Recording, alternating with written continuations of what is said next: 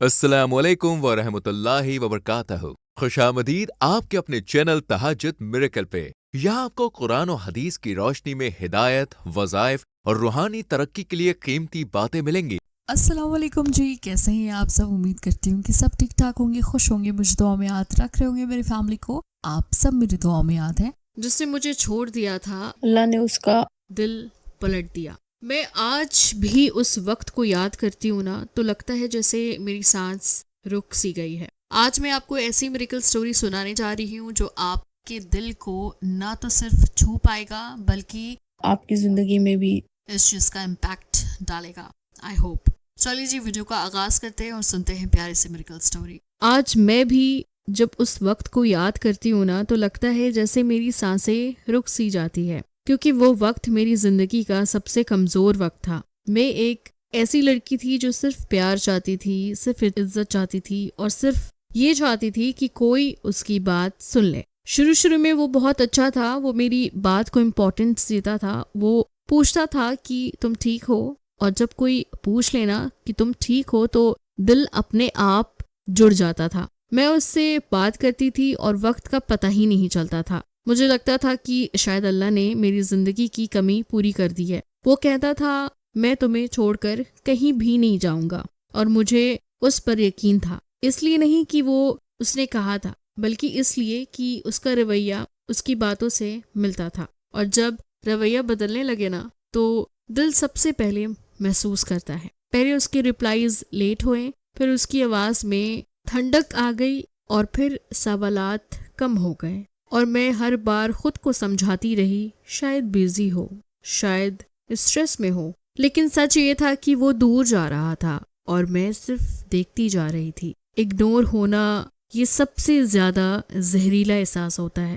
آپ کسی کے لیے مرتے ہو اور وہ آپ کو محسوس بھی نہیں کرتا. میں میسج کرتی رہی اور پھر موبائل سائٹ پر رکھ دیا کرتی، صرف دعا کرتی کہ شاید رپلائی آ جائے. لیکن سائلنس اور صرف سائلنس. اور پھر وہ دن بھی آ گیا. میں نے میسج بھیجا، ڈیلیور نہیں ہوا. میں نے کال کی، نمبر ان اویلیبل ہو گیا. اس نے مجھے بلاک کر دیا تھا. اس ایک ایکشن نے میری پوری دنیا ہلا دی. میں سوچتی رہی کیا میں اتنی بے اہمیت تھی؟ میں راتوں کو اٹھ کر روتی تھی، تکیاں گیلے ہو جاتے تھے اور دل میں صرف ایک ہی سوال ہوتا تھا، اللہ میں نے کیا غلط کیا؟ سب سے برا درد یہ ہوتا ہے جب آپ کا دل صاف ہو اور پھر بھی آپ کو چھوڑ دیا جائے. میں دھیرے دھیرے اپنی پہچان کھو رہی تھی. میری سانسیں، ہنسی کم ہوتی جا رہی تھی، میری آواز کم ہوتی جا رہی تھی، اور مجھے احساس بھی نہیں ہوا کہ میں صرف ایک انسان کے لیے خود کو ختم کر رہی ہوں. پھر ایک دن میں تھک گئی،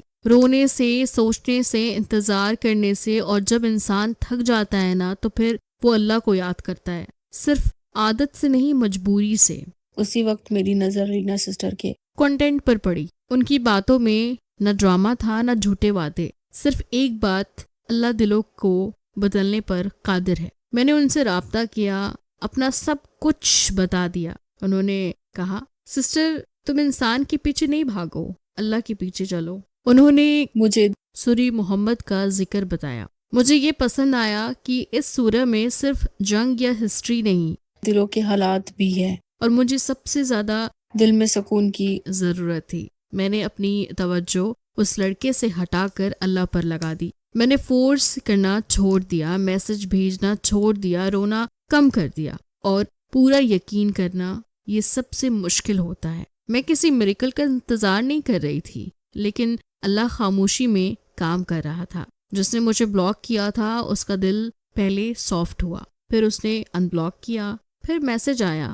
وہ پہلے جیسا نہیں تھا. اس کی آواز میں نرمی تھی، اس کے الفاظ میں ندامت تھی. اس نے کہا مجھے اپنی غلطی کا احساس ہو گیا ہے، اور مجھے سمجھ آ گیا تھا کہ میری محنت نہیں، یہ اللہ کا کام ہے. کچھ وقت کے بعد اس نے اپنے گھر والوں سے بات کی، اور ایک دن وہ لوگ میرے گھر آئے رشتہ لے کر. وہ جو مجھے چھوڑ کر چلا گیا تھا آج عزت کے ساتھ واپس آیا تھا. آج میں وہ لڑکی نہیں ہوں جو بلاک ہونے پر ٹوٹ جاتی تھی.